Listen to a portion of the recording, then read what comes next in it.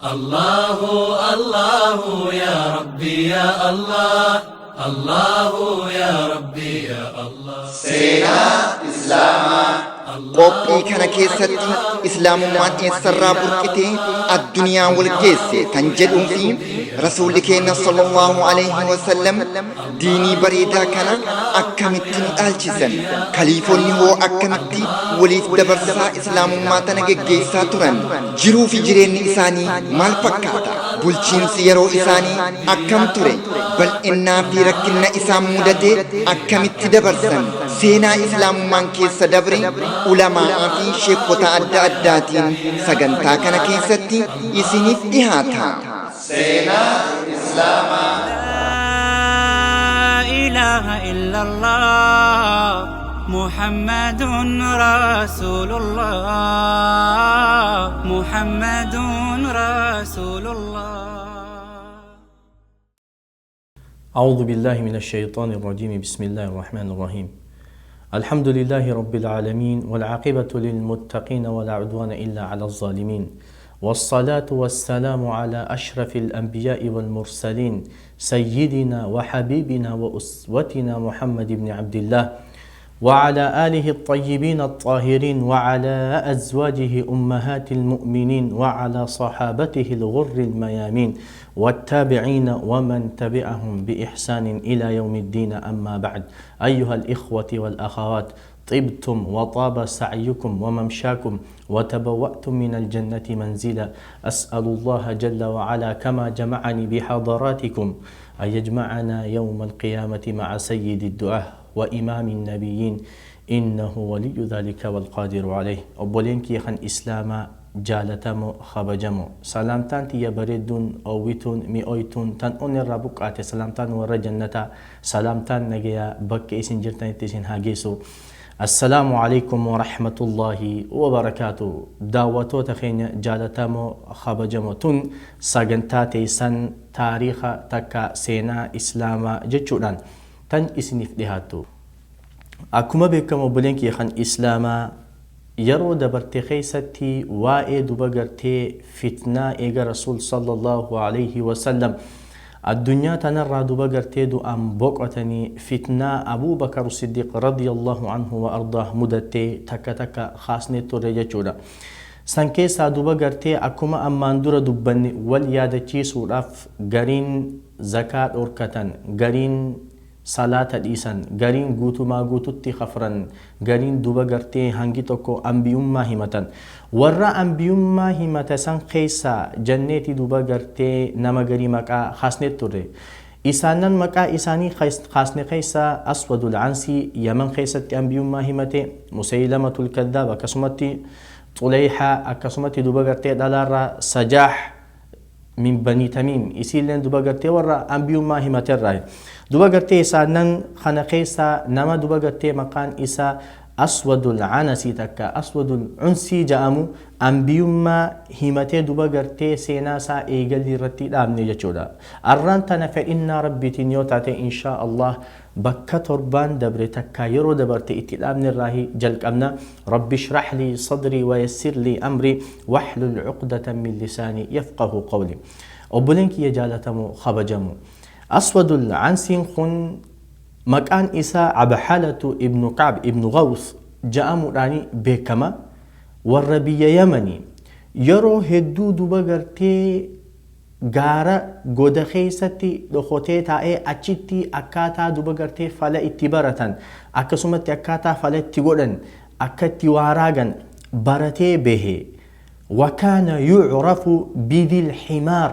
saahiba harreedha jechuudhaani beekama. wanni akkana ja'aniif ja'an harree tana leenjiseeti harree tana ummata duratti akkaataa isiin sujudatti gootu gizee waati dubbate harreen sujuda faagooti takka waan inni ja'uun wayta dalayde mu'jizaa seheeti namni ambiyaa sehee jala deemu eegale namaan daguudhaafi ja'an.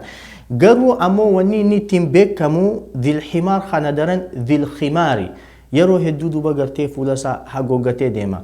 aslan aadumattu namni duba gartee fala dha'u gizma hundaa'u fuula isaa mul'isee hin deemu, dhokotee ta'a gizee hundaa'u if dhoysee deema. duba gartee waan akkanaa kana duba gartee barachuudhaan duba gartee hawaasa keessatti gabbahee waan adda addaa sihrii adda addaa godhuudhaan hawaasa daguu jalqabee namtichi maqaan isaa Aswadul Anasii jedhamu kun duba gartee osoo ja'uu amriin isaatun hedduu guddattee facaate wayita duba gartee nama biratti fudhatama argachuusaa eegale ummata gawwaa aqlii hin qabne biratti fudhatama argachuusaa wayita eegalee lallabaa takka labsee dubbachuu eegalee qaala ani nabiyyiidha jechuu eegale maleekaa lamaatiitu duba gartee waxyiinatti buusaa jechuu eegale maqaan maleekaa lameen sanii akka inni jedhu sanitti sahiiqun wa shahiiq ja'aniin duba gartee garuu isaanna san maleekaa osoo hin tahin shayxaanaatiitu duba gartee dhufee itti hasaasa duba gartee namtichi kun waan ajaa'iba si ta'u shayxaana qaba shayxaantichi isaa kun gizee hundaahuu ganda keessa deemeeti informationa guureeti dhufee itti hima hogguu ati dhuftee duba gartee isa bira ol seente waan ati taate takka takkatti si hima Aswadul Anasiin hogguu kana ati harka hannu malee waa biraa waa takka godhuu hin dandeessu ni ajaa'ibda nama takkaasi akkee hin beeyne nama takkaasi dhagee hin beeyne wayita si dura taa'ee maalummaa kee kana si himu namtichi kun maal waan jedhu duba gartee ati fiil godhaa dhuftaa jechuudha shayxaantichi isaa kun duba gartee inni duba gartee ambiyaa tahee lallabuu isaatiif shoora ajaa'ibaa taphateef akkasumatti duba gartee Aswadul Anasiin kun dabballoota adda addaa qaba jechuudha warra isaaf oduu ganda keessa guuree deemu alaa kulli haal waa'ee isaa duba gartee hedduu keessa deemuun barbaachisaa miti garuu duba gartee waan ajaa'iba si ta'u yeroo gabaabduu keessatti Yaman guutuu kontirool godhee qabe namtichi Aswadul Anasii jedhaniin kun wayitaanii fi dura gabbahuu nam 700 wajji tahee gabbahee ani nabiyyiidha jechuu eegale guyyaa 10 keessatti sitii takka magaalaa Najraan jedhamtu fuudhee kontirool godhe jechuudha sittiin haasa'u jira dhageettii teenaa kan daawwachuu jirtu kun TBN wayita kana duba gartee sahaabaan adda addaa رسول صلى الله عليه وسلم معاذ بن جبل أبا إرتي قوليتان إرجي رفة جتشورا أمرين قرباخنا أكبو بلا بيخيسة ديمتي جتشورا صحابان رفة أسود العنسين به قيادي دمي شانكيستي مقالا صنعا جامتو دوبا قرتي كونترول قولي هقو خنا دوبا قرتي معاذ بن جبل فان بقتني قطن صحابان قرين مدينة ديبيان معاذ بن جبل magaalaa takka tan as-sukuun jedhamtu dhaqeeti achitti qubatee jechuudha magaalaa sanirraa duba gartee intala duba gartee gosa sukuun sanirraa fuudhee isaan biratti duba gartee irkate Mu'aadh ibn Jabal radiyallahu anhu wa ardaa duba gartee wayita San'aa dhufu akkuma duba gartee ammaan dura dubbannetti namticha Shahr ibn Dhi Yazin ja'amu duba gartee isaa wajji walii baha namtichi Shahr ibn Dhi Yazin ja'amu kun nam lama rasuula biratti ergee jennee seenaa dheertuu takka torbaan dabre dubbannee ture jechuudha duba gartee nama islaamaa asliin isaa warra fursiiti nama rabbitti amanee duba gartee kalimaa tawhiidaa qabatee ajaja ergamaa rabbiitiin alayhi salaatu wasalaam Yaman san bulchuu ture magaalaa San'aa tana duba gartee wayita Aswadul Anasiin dhufu Shahr ibn Dhi Yazin wajjin duba gartee lola ajaa'ibaa walii banan Aswadul Anasiin moohee duba gartee isallee ajjeesee jaartii isaa jaartii Shahr ibn Dhi Yazin jedhamtu maqaan isii izaad jedhamti isii tana duba gartee fuudhe akkaan bareedii jedhan duba gartee mu'arrikhtoonni wayita waa'ee isii dubbatan duba gartee intalti tun Aswadul Anasii sodaa isaa dheefaaf na ajjeesaa dheefaa fi isa heerumtee jala galte irree hedduun namaa Aswadul Anasii jala deeman Yaman guutuu qabate garuu hangi tokko afaaniin isa dagan imaana isaanii qalbii keessatti dhoysatanii afaaniin duba gartee ati nabiyyi keenya ati duba gartee hajjicha keenya ati abbaa keenya faaruudhaan isa daganii wajjin jiraachuu eegalan isaanin san keessaa duba gartee Qays fa Feyruz ad-Daylami sahabticha beekama akkasuma duba gartee namticha Daadawayh namticha ja'amu faadhaa jechuudha duba gartee yaa obboleen kiyya kabajamu qaali jaartiin Aswadul Anasii tun eega jaarsa isii ajjeesee isii tana humnaan fudhatee as hogguu duba gartee teesseetuma mala dhoytiif akkamittiin namticha kana ajjeesa akkamittiin namticha kana duba gartee sharrii inni deemu jiruun tanarraa ilma namaa kana qulqulleessee garaa isaanii qabbaneessaa waan jiru fala dhoyti. Duba gartee ummanni sadii ummanni duba gartee babbeekamoon warri aswadul ansii afaanii sobee imaana dhoyfatee deemu dhufanii duba gartee isii tanaa wajjin mari'atan qeesii fi duba gartee feeruz addeelamii kun isii wajjin ilmaan adeeraniiti waan duba gartee rahimummaan isaan jidduu jirtuuf dhaqeetii isii wajjin mari'ate akkanaa jeen wahiin sirra barbaadaa jeen maal narra barbaadaa jennaan namticha kanaan gaggeessuu fedha akkamii oo ajjeesuu barbaadee jetteen ajjeeseetiin ummata islaamaa kana duba gartee garaa isaanii qabbaneessuu fedha jetteen wallahi anilleen si wajjin hin jiraa jetteen baatii meeqaa akkamitti akkaan isa kana ittiin ajjeesuun mala dha'u jira duba gartee mee akkamitti ajjeesnaa jee wayta gaafatu waan ajaa'iba si ta'u fooqiin isaatu guututti sekuritiidhaan guutamtee jirti kophaa isaa inuma hin arkatu gizee hirribaa malee wayta inni duba gartee mana hirribaa isaatii gabbee aswadul anasiin sekuritiidhaan guutamee dideema chaansii isaa ajjeesuu argachuun akka jaba duba gartee isiin tun informationa kaniteef jaartii isaati akkaataa inni itti olee itti bulu beeyti informationa jira kana kaniteef maal jetteen galgala gizee inni mana gale nyaata akka ajaa'ibaa itti guureetiin farshoo akka ajaa'ibaa isa obaasee gizee inni sakraanii hirriba keessa kute isii yaamaa jetteen duba gartee karaanii fi ittiin seenuu dandeessan mana kana jettee fooqii isaa duba gartee garsiiste karaa gara duubaatiin qottanii yoo seentan malee akkanumatti duba gartee seenuu hin dandeessanii jetteeti duba gartee informationa kan ta'e alaa kulli hal bakka tanatti mu'arrikhtoonni duba gartee waan adda addaa dubbatan ammoo akka tahan tahanii jarri fooqii aswadul ansiin keessa jiraatu ni seenan eega seenan booda duba gartee isaa rafu jiru duba gartee itti ol seenan jaartiin isaa ol seenaa jetteen hogguu kana namni dura itti ol seene feyruz addeeylamii kan yaa obboleen kee kan islaama duba gartee feyruz addeeylamiin waytaanii fi aswadul ansii itti ol seene shayxaantichi isaa takka jinnichi isaa aswadul ansii kana fuudheetuma hudduun teessise aswadul ansii ni ta'a garuu ammoo hirriba keessa jira ni qarrisaa jechuudha hogguu kana amma feyruz addeeylamiin takka ol seene yoo behe shayxaantichi isaa itti himaa isaa fi jaartii isaatiillee waliin fixaa jechuudha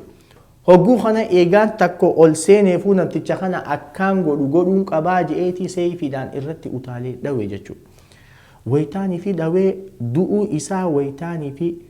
beekeeniin bahaa gizee je'ee intalti adeera feyruz addeeylamii jaartiin aswadul anasii jechuudha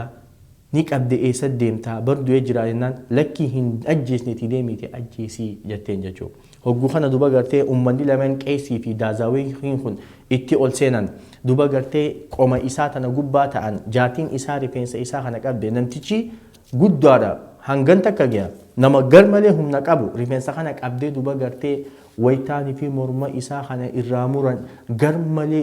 iyyeensi akkasii takkaa dhagayamee hin beeku ja'an yaman keessatti duba gartee gizee iyyee sekuritiin warri aswadul ansii kana eeguu cahaa gizee ol seene jaartiin eessa deemtan maal dhageenyennaan lakkii qabbanaa waamee suuta deema nabiyyicha waxyii itti godhamu jira gizee waxyiin itti buute akkanatti iyyaati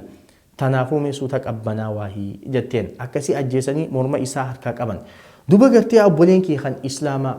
maaltu tahame amma duba gartee yoo jedhu kun akkuma cal je'ee mana san keessaa gabbahee deemee sekuritiin ijjeestiin dhiistu dhiiroo isa kana ajjeesuu inni kun duba gartee namni islaamaa isa kanarraa sharrii isaatii fi hamtuu isaa balaa inni deemuun tanarraa hafuura baafachuu akkamitti hawaasaaf ifa baasna akkamitti beeksisna hogguu kana feyruz addeeylamiin mallattoo teenya tadur sha'aa'ira islaamaa tan wayta duba gartee salaataa ittiin wal yaamnu san ifa baasnee dubbachuu qabna bakka tanatti duba gartee aswadul ansiin waytaanii fi ani nabii jechuu eegale maal godha gizee mu'azzintichi azaana azaanu ashhadu an laa ilaaha illa allah wa ashhadu anna abhalata rasulullah je'eeti duba gartee azaanu ture bakka kana jijjiirreeti akka inni kun duba gartee namni islaamaa hafuura irraa baafatee jiru ifa baasuudhaan ilaa hanga subii ta'anii wayta subii mu'azzintichaan kayti azaanii jaanii fooquma san keessa مؤذن تيجي والقيتما أشهد أن لا إله إلا الله وأشهد أن محمد رسول الله وأن العبهلة كذاب عدو الله جيجو ويتخن دوبا غرتي مدينان غوتوتي مدينان يمن سنجچورا گمچوران دوبا غرتي بو هرتي غباني فوقي غبا ايغا اذان سنين للبن بودا متى اسا خنو تكني دو اجرو قدربن أكاسي سيكوليتين أسود العنسي تلين دوبا غرتي هركا خنيتي 60 هاسا وجرا لقيتي تيناكن كان داوة جرت كنتي بي ان دوبا غرتي فلا أدى سيستم أدى فيدماتي دوبا غرتي إلمنا ما خنا چابسچو توري إلمنا ما خنا قوم سوتوري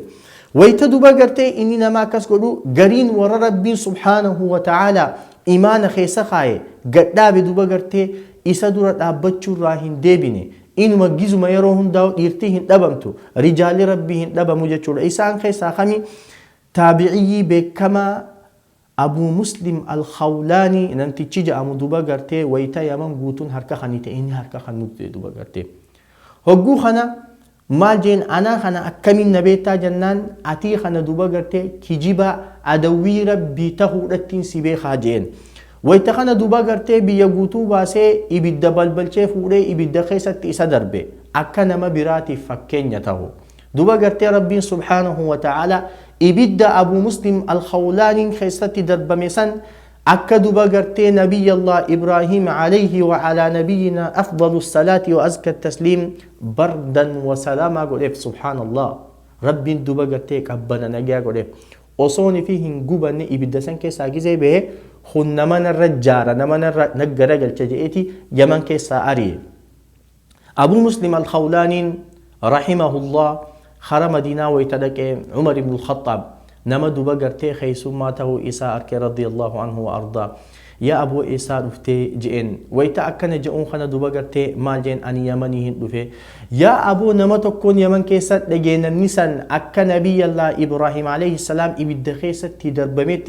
دربميتي ربين إبدا دوبا غرتي أبا نجايا قول إيه في يجيشون لجين النسان نبيتا جنان إينين بخاجين إينان أنا أجين عمر بن الخطاب رضي الله عنه وأرضاه بويتي اتمرمي دوبا غرتي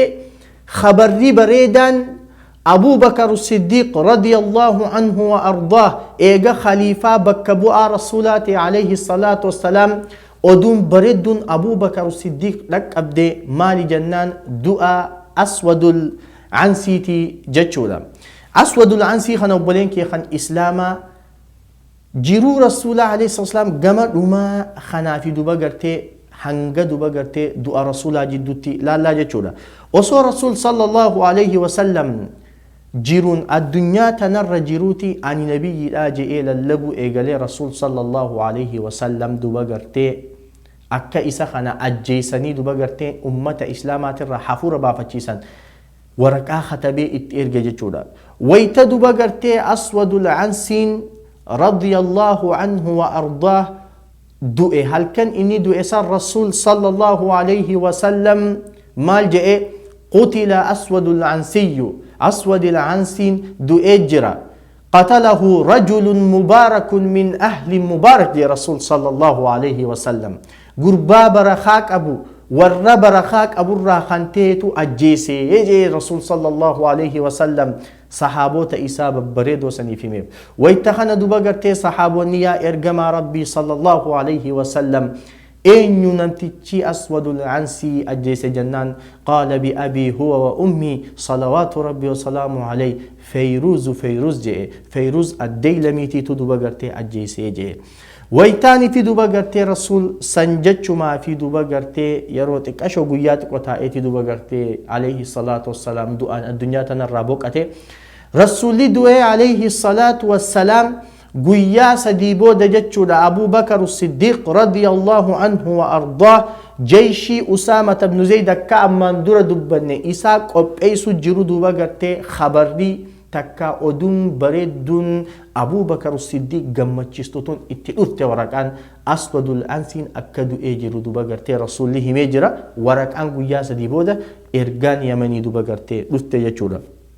Duba gartee fitnaan aswadul ansii duba gartee haala kanaan wayita gabaabbattu duba gartee obboleen kiyya kan islaamaa warra duba gartee ambiyummaa himate keessaa ta'an intala dhalaati jechuudha. Rasuul sallallahu alayhi wa sallam hadiisa keessatti dubbatee duba gartee namni 30 dajjaalota shayxaanonni hanga ambiyummaa himatanii qiyaamaan hin taatu jedhe. Hadiisa biraa keessatti duba gartee dhalaan 4 jechuudha hanga ambiyummaa himattuu qiyaamaan hin taatu jedhe Rasuul sallallahu alayhi wa sallam. Isaanan dhalaarraa warra duba gartee ani nabii jedhee himate keessaa Sajaah tana duba gartee Sajaah jechuun tun isin tun nasaaraa arabaatirraahi gosa banii tamiim irraahi duba gartee isinis akkuma aswadul anasii kana xiqqashoo fala godhuu fi duba gartee waaraa guudha beeti. Alaa kulli haal gosti banii tamiimii fi gandi guutuun duba gartee jalaggalan nam 40 tahanii jalaggalanii duba gartee ati ambiyaa teenya ati nabii teenya jedhaniin duba gartee hogguu namni 40 isii janatti walitti qabame maal jetteen duba gartee namni nuti dura dursoo firraa dhoyne dhorkuu qabnu Musaylamatul Kadhaabii jette duba gartee 60 haasa wujjira dhagaytii teenaaken kan daawwachuu jirtu kun TBN. wayta duba gartee Musaylamatul Kadhaab kana ni dhoyna lola itti bannee duba gartee gosa arabaa waan taate xaqlaallaa if jalatti galchine achi booda duba gartee Abuubakar Siddiq radiyallahu anhu wa ardaa lollaa jettee wayta karoora kaayattee Musaylamatul Kadhaabin loluudhaaf wayta deemtee oduun tun Musaylamatul Kadhaab geesse duba obboleen kee kan islaama. Wayta kana Musaylamatul Kadhaab dafee ergaa itti ergee yaa intalo hin jarjarin dura gartee wal taana wal dura teenye wajji haasoyna. Eega wajji haasoyne booda duba gartee achi booda yoo walii galle waliif gallaa achi booda akkuma taatu taanaa jeen. Ergaa san itti ergee duba gartee akkaanii fi isaa wajjin haasoytu ballama qabatte. Ganda Musaylamatul Kadhaab galurraa xiqqashoo achi fagaatee gojjoo takka dhee gojjoo san keessatti haasawa ajaa'ibaatu duba gartee ummata kijibaa lameen kana jidduutti deeme obboleen kee kan islaamaa. Haasawa dheeraa godhanii ani nabiidha ifiin je'ee walaloo adda addaa akka qur'aanaa wahyii akkanaatiin nag godhama maarre waan hin taane waan silaagaa qara'uun illee namatti ulfaatti jechuudha. Qur'aana waan akkanaa wahyii nag godhama jee itti haasawa isinis waan akkanaatiin nag dubbatama itti eega haasawoyte booda maal si fakkaataa je'een yoon ifiin si heerume akkam jetta naqeebaltaa je'een Musaylamatul Kadhaab alayhi maa yastahiqqu min Allah. Wayta kana duba gartee nin qeebalaa abshirii jetteen duba gartee sharxiin an atii kana itti heerumu dachii arabaa tana guututti cinaan takkatiyyaa cinaan takkateetii je'eeti duba gartee wal heerumanii guyyaa sadii eega aruuza wajjin galteen boodatti duba gartee gizee isa bira baatee deemtee ummanni isii gaafatan hayyeegaa akkamii booga akkana gurbaa walii gallee jira dachii tana cinaa takka anaatiitu irratti abbaadha dachii tana cinaa tokko isaatu itti abbaadha akkasumatti gaa waliis heerumnee jirra wal heerumtee jirtanii hayyee eega isa kana wajjin wal heerumte mahriin tantee maali ati gaa amma nama addunyaa keessatti beekamaati dhalaa kabajaa qabdu takka dhalaa duba gartee dura bu'aa miti dhalaa anbiyaadhaa ati nabiyyiidhaa jennee si dhugoomsinees jala deemu jirra mahriin siif godhe hoo maali jennaan mahrii naaf hin goonee jetteen hogguu kana gaa namni beekamaan akka keetii qaaniidha mahrii malee aruuza galuun akka mahrii si godhu dhaqii gaafadhuu ja'aniin. Wayta kana duba gartee ummanni kiyya akkana naan ja'anii mahriin kiyya maali jettee Musaylamatul Kadhaab alayhi maa yastahiqqu min Allah gizee gaafattee duba gartee Musaylamatul Kadhaab maal je'een mahrii takkaa duba gartee addunyaa kanarratti godhamee hin beekne siif godha je'een. محرين سمالي جنان رسول صلى الله عليه وسلم صلاة شنين إسنين دفع عن صلاة لما إسنين رابو سجين محرين خي خنا جين صلاة عصريتي في صلاة صبيتي روايان برا صلاة صبيتي في صلاة عشائيتي صلاة لمن كان سر رابوس صلاة لمن كان سر رابوس محري دوبغرتي أنا في أتي التين والهير نو جئتي دوبغرتي صصوبي جابساتي على كل حال دوبغرتي اسين مسيلمة الكذاب أجت إستي براخوتي غند سانيتي تيغلتي مسيلمة الكذاب إن شاء الله يوفي إن ربي تنتاتي جتشورا سينا أجائبا بريدوتو جرا جتشورا بكتنا دوبغرتي أبولين كي خد إسلاما أبو بكر الصديق رضي الله عنه وأرضاه أكمان أمان درا إسني إبستي دوبغرتي ثبات أجائبات دابتي سأجائبات dhaabbatiin sa inni gad dhaabbate kana keessatti duba gartee namni duba gartee akka ajaa'ibaa cinaa dhaabbatee duba gartee shoora ajaa'ibaa taphate zamana fitnaa kana keessatti fi xuruubi riddaa tana keessatti namni duba gartee sabaata ajaa'ibaa dhaabbatee shoora ajaa'ibaa taphate sayfullahi ilmasluul sayfii rabbii kan tahe abaa suleymaan khaalid ibn alwaliid ture duba gartee ganda hedduu dhaqee ganda meeqa islaamummaatti deebise ganda meeqa kan salaatuu dide akka salaatan godhe ganda eega rasuul sallallahu alayhi wasallam addunyaa tanarraa du'aan boqotan keessatti hin adaanamin hunda akka adaanni keessatti dhaabbatu godhe ganda duba gartee meeqaantam kan zakaa kan nu dide akka zakaa kannan godhe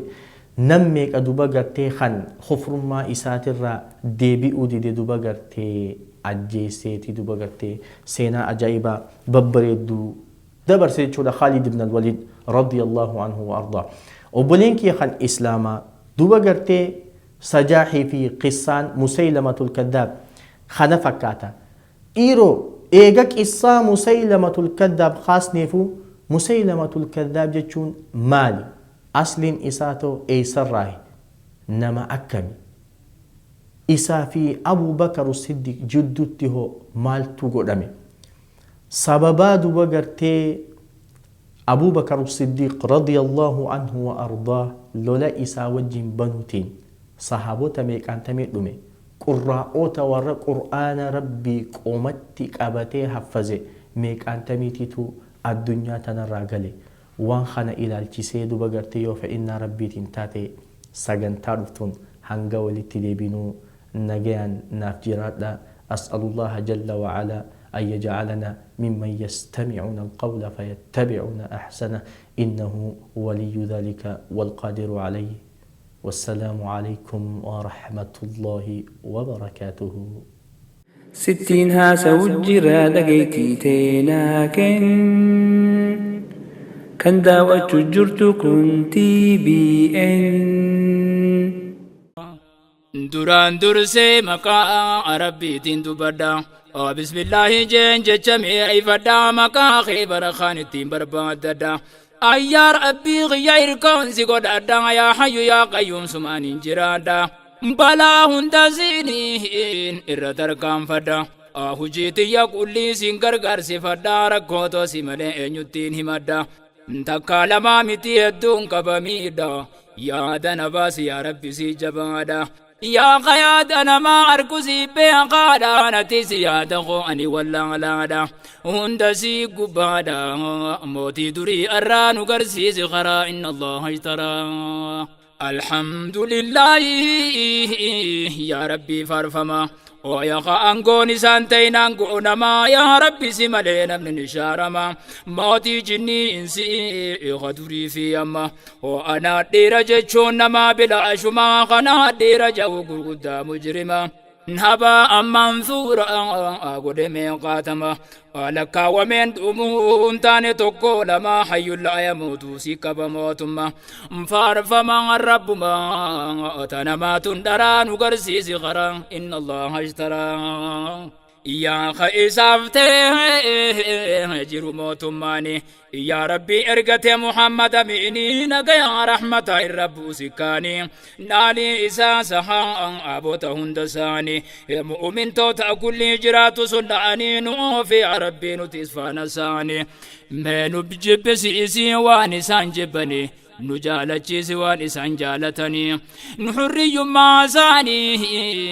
إسان نتيز يوم هران وقرسيس غرا إن الله اشترى